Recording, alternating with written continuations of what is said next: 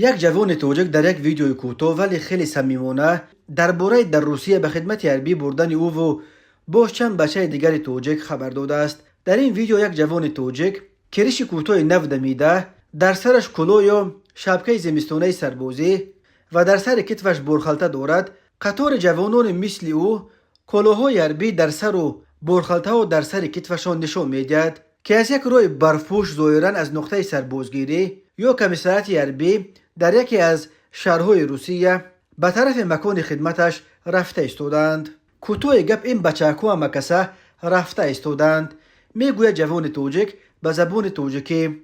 معلوم نیست که آیا همه سفربر شدگان توجکند یا تنها یک قسمشان، ولی اینکه در بینشان چندین نفر توجک است از صحبت بین آنها به زبان توجکی و هم از اینکه جوان مؤلف ویدیو یک نفر از او در قطار بیشتر ایستاده را رامان ای رامان گفتن ندو میکند. همین طور مؤلف ویدیو یک جوان دیگر نیز غالبا توجک را که از قفاتر قطار به او برابر می شود دو درک گویان خطاب می کند و می گوید Короче, اینا هم کسا و چاکو رفتستن.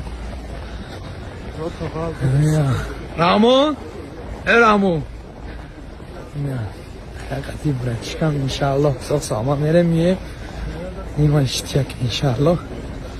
اینا با چاکو هم کسا رفتستن.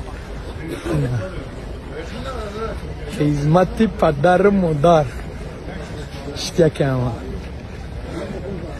خیلی رفتستم کروچ خدمت.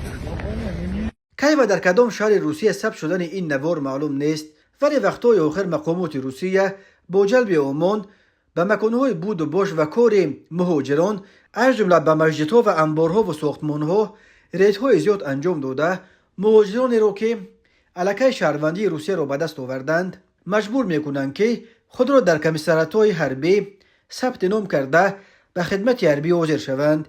بسیاری ها در زیر این ویدیو در حق او و دیگر بچه‌های توجکی که در روسیه به خدمت حربی برده میشوند دعا کردند که خداوند نگهبانشان باشد. کاربران همین طور از آنها اظهار تشویش کردند که مبادا مقامات روسیه این بچه‌های جوان از 100 گل یک گلشان نشکفته را به جنگ اوکراین برند.